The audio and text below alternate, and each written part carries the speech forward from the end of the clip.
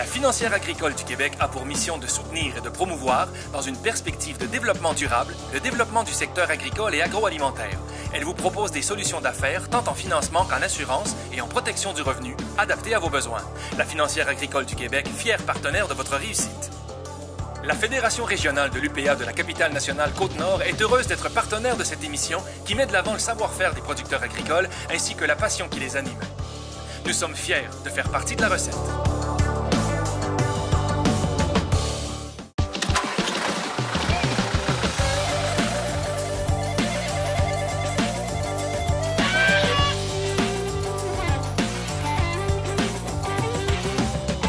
Bonjour tout le monde et bienvenue à La Voix agricole. Cette semaine, nous sommes sur les routes de Charlevoix pour aller découvrir deux entreprises complètement différentes. Nous allons parler de chèvres et de fromage à la chèvrerie de Charlevoix. Et nous allons aller parler de légumes bio, principalement à la côte des Bouleaux.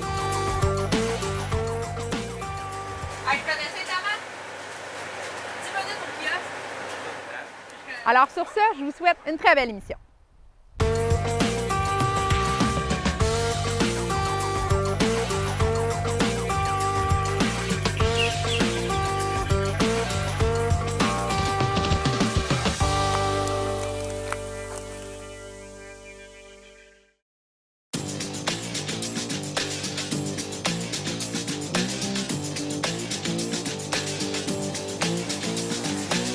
Bonjour, je m'appelle Didier Luberiaga, la chèvrerie de Charlevoix, producteur de fromage de chèvre sur la commune de Sainte-Agnès-la-Malbaie.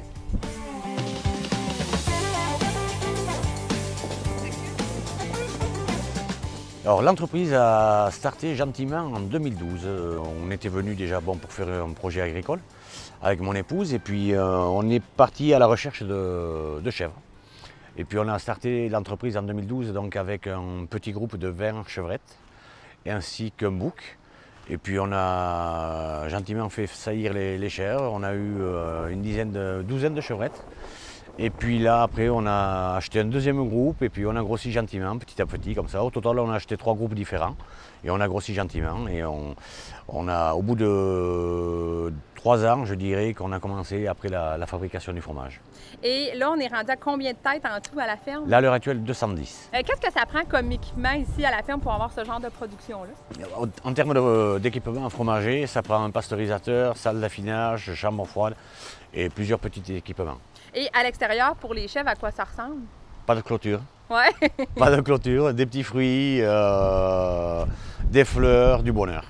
Et à l'intérieur, parce qu'on les voyait, là, c'est ça, ils se promènent, mais ils peuvent entrer et sortir comme ils veulent. Oui, de leur tout à fait. bâtiment. Oui, oui. C'est elles qui mènent la danse ici. C'est pas moi le boss, ce sont elles.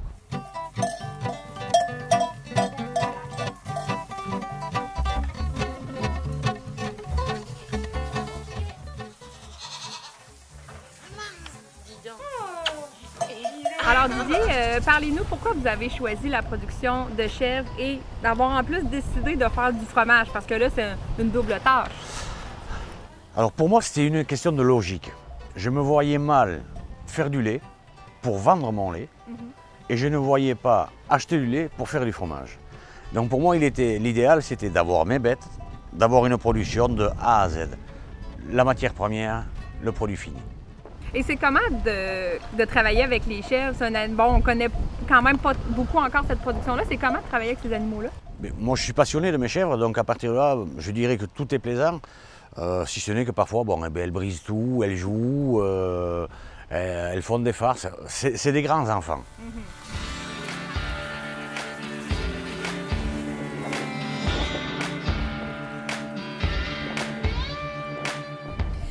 Didier, parlez-nous tout d'abord. Ici, vous avez fait le choix d'avoir des chèvres qui se promènent un peu partout dehors. Pourquoi avoir fait le choix de laisser les chèvres en liberté? Question de bien-être, avoir un animal en liberté, c'est la joie de vivre, c'est la santé. Qu'est-ce que ça change au niveau de la production? Beaucoup de choses. La qualité du lait, je dirais la santé de l'animal en lui-même, moins de problèmes. Une joie de vivre de la bête, quoi. Elle profite.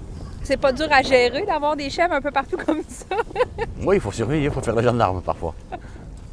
Puis comment on arrive à récupérer le troupeau? Parce que la nuit, c'est bon, ils ne doivent pas rester dehors? Non, elle rentre tous les soirs à la grange, mais elle rentre d'elle-même. C'est-à-dire que bon, c'est elle qui donne le tempo. Le matin, après la traite, elles sortent. Et puis, il y a des fois, je ne les vois pas de la journée. Il y a des fois, il faut que je leur cours après. Et puis, en général, le soir, vers 18h, elles rentrent tout autour de la grange. Et puis, elles viennent pour l'heure de la traite. Donc, elles passent vraiment leur vie majoritairement à l'extérieur? Oui, à part l'hiver. OK, ouais. L'hiver, elles doivent rester à l'intérieur? Oui, tout à fait. Ouais. OK.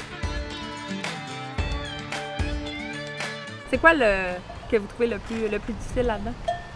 Mais disons que c'est la gestion du temps. Comme on fait tout, mon épouse travaille à l'extérieur l'après-midi, donc ça fait que je suis, on va dire, nous sommes 1,5 dans l'entreprise à ce jour.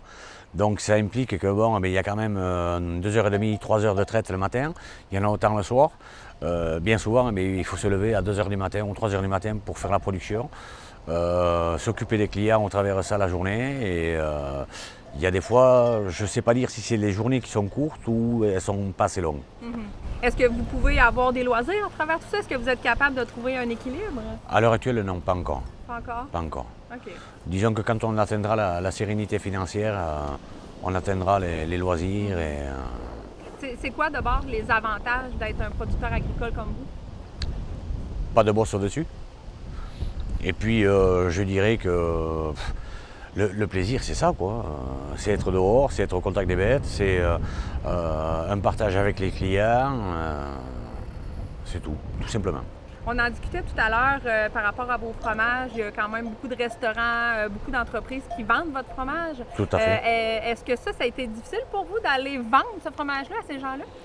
Ben, le vendre, non. Disons que si vous voulez, bon, le produit Capren en lui-même est encore récent vis-à-vis des Québécois. Le tout était de faire goûter et de proposer.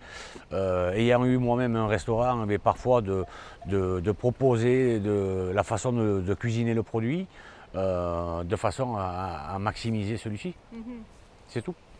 Et la particularité de vos fromages, c'est le goût parce que, comme on le disait, le goût n'est pas tant prononcé, mais il est différent en plus à chaque saison. Tout à fait. Qu'est-ce qui explique ça? Les mises qui sont là et puis surtout la variété alimentaire qu'elles ont. Le petit fruit fait que bon, les fleurs, le trèfle et tout ça donnent un goût beaucoup plus sucré et plus fleuri l'été. Et ça, est-ce que c'est un défi pour un fromager de travailler justement avec des fromages qui ne goûtent jamais la même chose? Oui, parce qu'un défi, disons que c'est quelque chose d'innovant. Si vous voulez, bon, le fait d'utiliser un ferment, on va uniformiser un goût sur les 12 mois de l'année. Nous, on ne voulait pas ça. Nous, on voulait montrer aux gens qu'en fonction de la diversité alimentaire de l'animal, que ce soit une vache, une chèvre, une brebis, du moment où on lui donne une diversité alimentaire, le goût du lait diffère. Donc, obligatoirement, le goût du fromage diffère derrière. Bon, ça, c'est la tombe de Sainte-Agnès. À croûte brûlée. C'est ça qui fait que ça a cette couleur-là? Voilà. C'est quoi la particularité? Particularité, déjà dans nos fromages, dans nos tomes, on n'utilise pas de ferment.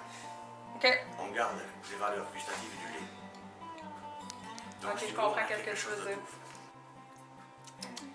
Alors Didier, on est ici dans la fromagerie, on a goûté au fromage. Pouvez-vous nous expliquer exactement c'est quoi les sortes de fromages qu'on a ici? C'est quoi qui les différencie exactement?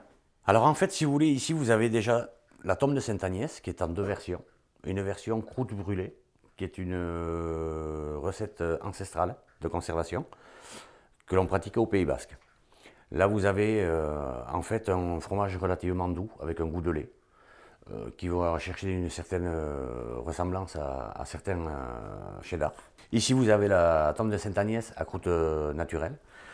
C'est 2 fromages pour lesquels on n'utilise pas de ferment. On garde le côté gustatif, les propriétés gustatives du lait. Donc c'est pour ça qu'ils sont aussi doux? Oui, tout à fait. Ils sont moins forts que le fromage de chèvre? Voilà, disons qu'un ferment peut accentuer le goût du lait de chèvre. Okay. Chez nous, ce n'est pas du tout le cas. OK. Voilà. Et après, vous avez ici un produit qui est le crottin de Fanny, qui est une pâte fleurie, plutôt crémeux et relativement doux aussi en goût. Et ces recettes-là, vous les avez dans votre tête? Est-ce que vous les avez apprises de quelqu'un d'autre? Comment on est arrivé à ces recettes-là? Alors ces recettes-là, en fait, ça je me suis inspiré de ce qui se faisait chez nous au Pays Basque. J'ai aucun mérite. si ce n'est que j'avais un grand-père qui était agriculteur, donc je me suis inspiré de ça. La tombe de Sainte-Agnès, en fait, c'est quand nous étions en France, nous avions un restaurant. Et dans ce restaurant-là, on travaillait uniquement avec des petits producteurs. Et j'avais un chevrier qui me faisait mon fromage et j'avais un berger qui me faisait mon fromage. Et entre autres, c'est la recette du chevrier. OK. Voilà.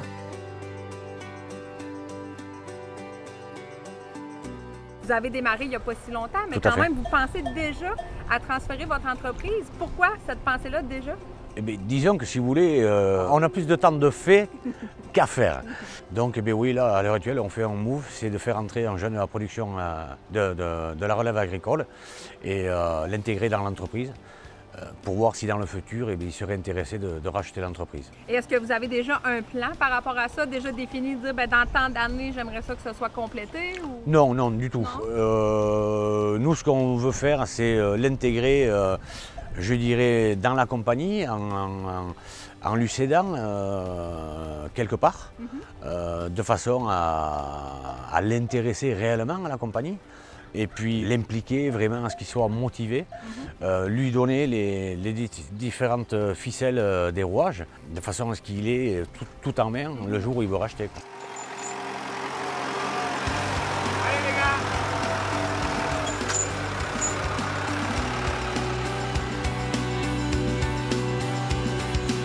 Qu'est-ce que vous conseilleriez à un jeune qui déciderait, ben moi j'ai envie de me démarrer ce genre de production-là? De foncer.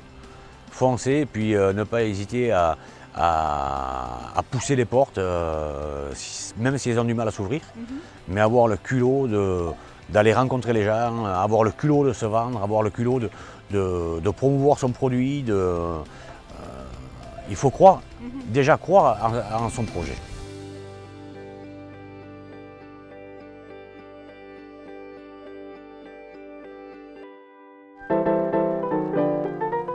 Alors Catherine, cette semaine, on se retrouve pour notre chronique.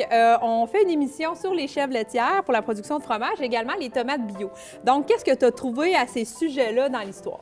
Bien, en fait, tu sais, Cathy, que l'élevage de la chèvre au Québec, c'est un élevage qui a longtemps été assez marginal. Hein, parce qu'on pourrait imaginer qu'en Nouvelle-France, par exemple, il y avait plein de chèvres partout.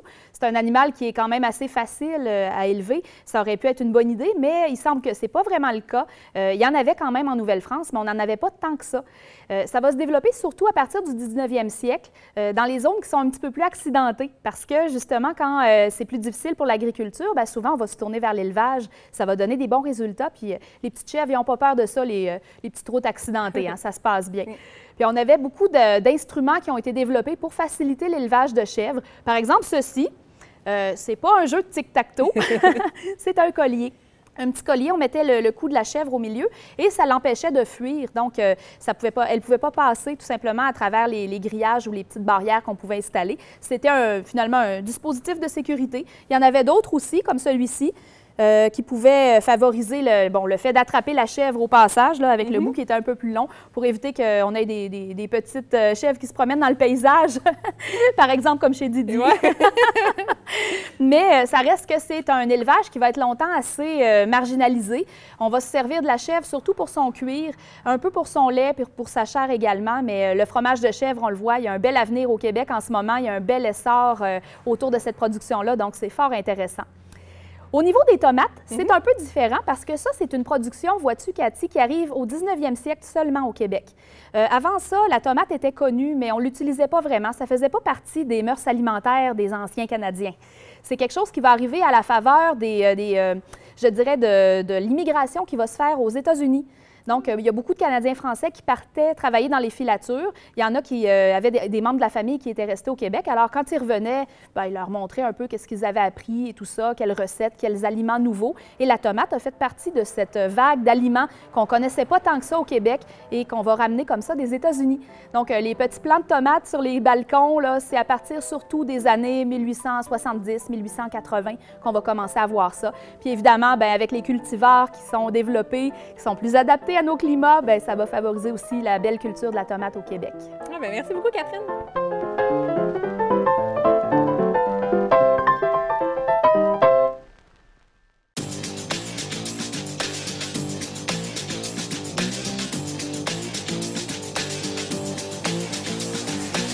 Bonjour, Je m'appelle Serge Bouchard, je suis le copropriétaire de la ferme La Côte des Bouleaux, c'est présentement à Saint-Ironie. Présentement, nous sommes une ferme de la 3e génération. C'est mon grand-père qui a commencé l'historique. Il y a des années 1920, il a acheté une terre ici, qui est de l'autre côté de la rue, qui est de 30 arpents, qui a développé. Puis après ça, c'était mon père qui a repris l'exploitation. On a racheté des voisins. Puis en 2000, mon frère et moi, on a repris la ferme. Puis là, on a encore racheté d'autres terrains que présentement, on est rendu à peu près 360 arpents.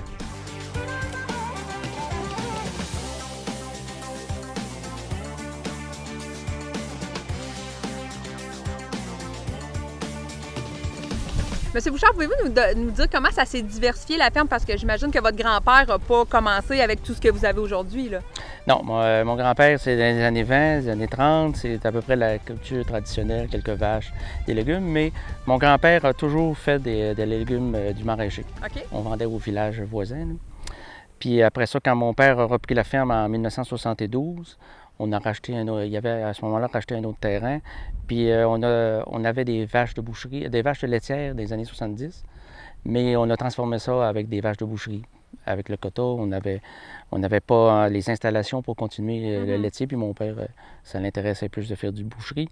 Ça fait qu'il a continué l'exploitation en bovin de boucherie, puis on a continué à faire des légumes qu'on a toujours vendus à des clients. On faisait une ronde on pourrait appeler ça une ronde de lait dans ce temps-là, on allait directement à la maison. Puis là, moi, je suis revenu, j'ai étudié à la Pogatière jusqu'en 82. Après ça, là, quand je suis revenu, on a commencé dans les années 86-87, on a bâti une serre. Puis on a commencé à se diversifier, on a commencé à faire des tomates. Après ça, on a réinstallé un kiosque de vente. On a grossi les serres. On a grossi aussi le troupeau. On a acheté d'autres terrains. Ça fait que présentement, c'est le portrait, c'est l'historique un peu de tout ce qui fait qu'aujourd'hui, notre ferme est quand même assez diversifiée.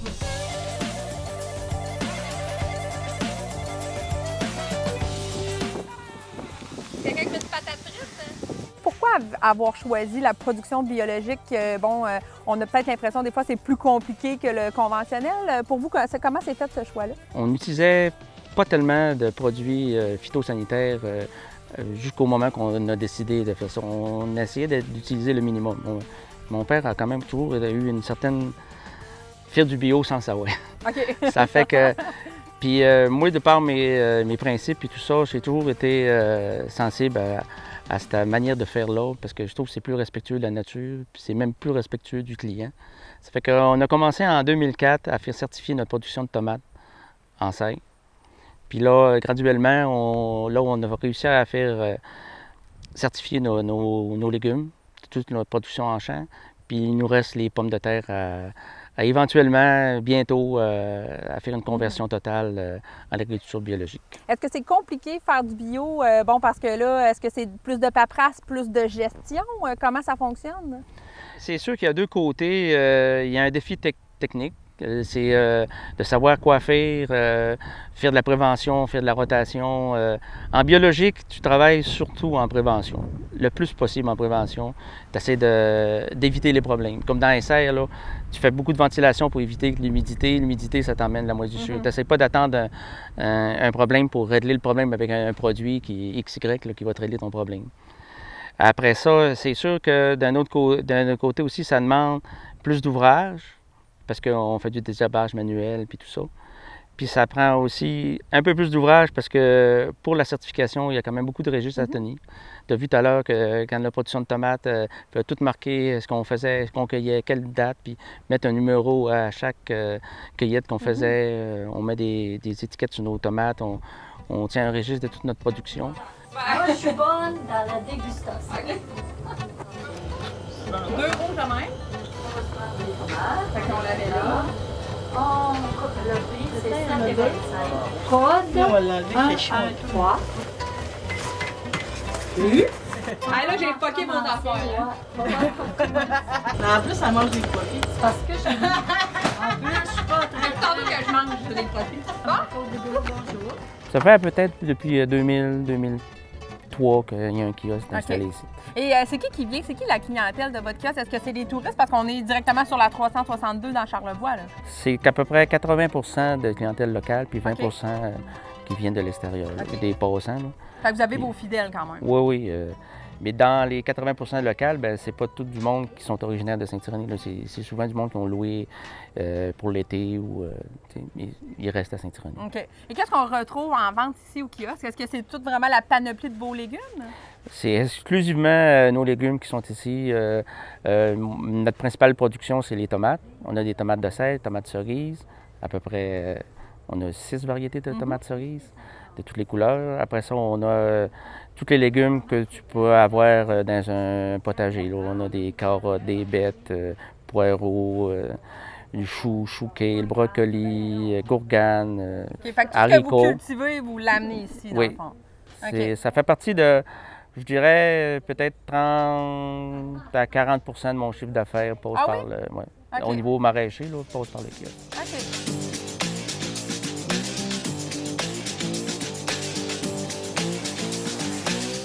De ce côté-là, on a les grosses tomates de serre, c'est les tomates rouges. La variété, c'est Tross. C'est une variété que j'aime bien. Ça fait plusieurs années que je produis, puis elle donne un goût quand même que les clients recherchent, puis que moi, je trouve très, très agréable, très sucré. Elle est populaire, là. Elle est très populaire. Puis après ça, de ce côté-ci, on a des tomates cerises. On peut en voir, on a de la rouge qui est là, on a de la orange qu'on voit ici, on a de la noire, on a de la rose, on a de la verte. On a aussi de la zébrée verte. Puis pourquoi avoir choisi ces variétés-là? Ça pousse bien ou le goût? Comment on choisit les variétés? Bien, c'est un peu un effet de mode quand même, là, parce que le monde veut découvrir des nouvelles saveurs. Puis il y a aussi, quand on fait affaire avec la restauration, ça rajoute de la couleur à l'assiette. Quand tu as une belle petite cerise noire, là, ça fait différent. Puis ça fait aussi un effet wow. Quand le monde arrive, hein, c'est quoi ça? Ils sont belles. Ils sont belles, ils sont mûrs. Comment ça se fait qu'ils sont de cette couleur-là? Puis là, on explique ça. Puis quand ils goûtent, en général, ils sont convaincus. OK. Est-ce qu'il y a des restrictions par rapport justement à vos cultures selon la variété de tomates ou ça pousse dans le même... ils sont tous dans la même serre, en fait, là. Donc, ça prend le même environnement? Oui, c'est les mêmes consignes au niveau de l'arrosage, au niveau de la gestion de la température, puis tout ça. Il y a quelques différences au niveau de l'ébranchage, puis de la cueillette, puis des grappes, là, mais c'est semblable. C'est la même chose. OK.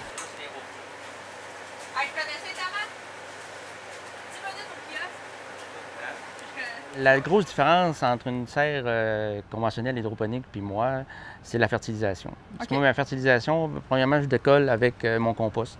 Chez nous, on a une 50aine de vaches. On sert de ce fumier-là pour faire notre compost. On en met à l'automne pour la saison. Puis durant la saison, on a une grille de fertilisation qui nous permet de rajouter un peu de fumier. Lactisol, c'est du fumier de poulet. On a aussi la farine de plume. On a deux autres petits ingrédients qu'on a un peu de compost aussi. Là.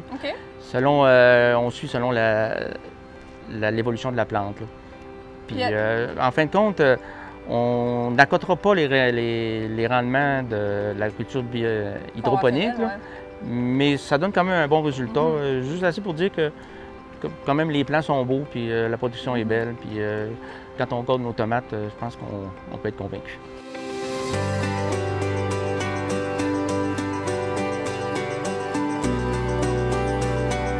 Et vous, on en discutait tout à l'heure, vous n'avez pas de relève présentement.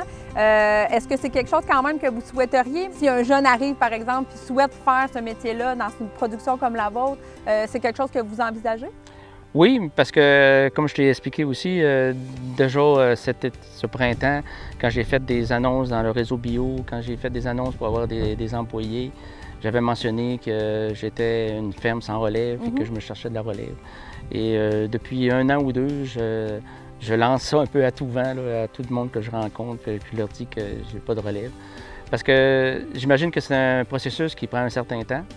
Moi, j'ai 57 ans. Si je veux, à 65 ans et plus, commencer à dire que je lâche ça, il ne faut pas que je commence à 65 ans à faire les démarches. Qu'est-ce qui est plus avantageux de faire ce métier-là? C'est la satisfaction du travail accompli, le fait de vivre quand même dans une belle région. Mais c'est surtout de savoir qu'on fait quelque chose d'utile. Il me semble que l'alimentation, c'est un peu à la base de la vie. Puis quand on goûte à nos produits, puis qu'on est content, bien, je pense qu'on a une belle satisfaction. Puis on y va. On vit aussi dans un cadre où on respire un peu l'air pur, même si ça sent des fois. Mais tu sais, on essaie de profiter aussi du fait de profiter de la naissance d'un veau, de voir les vaches arriver, flatter nos vaches. C'est toutes ces petites affaires-là qui font la beauté du métier.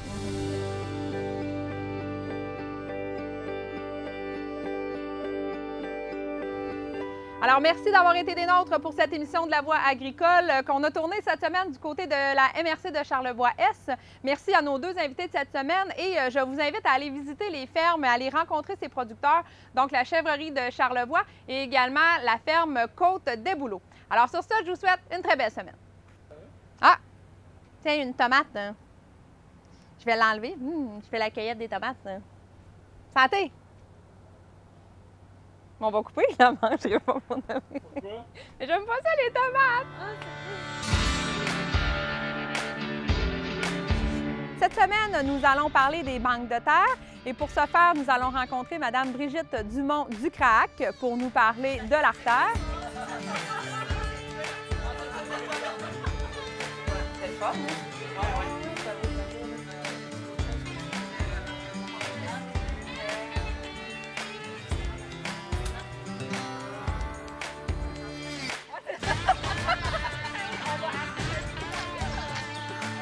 L'artère, en fait, on voulait pas que ça soit ni terre ni ferme. Okay. Ni banque de ferme, ni banque de terre. Ça fallait vraiment quelque chose de global. Et ensuite, nous allons prendre la route vers Charlevoix pour parler à Mme Nancy Chabot de la MRC de Charlevoix.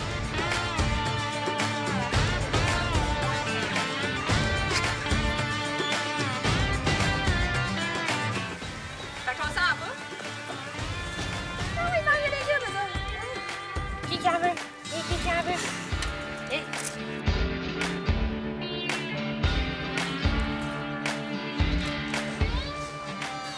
C'est beau ça pour des bébés en 4 cigares. Ça serait parfait.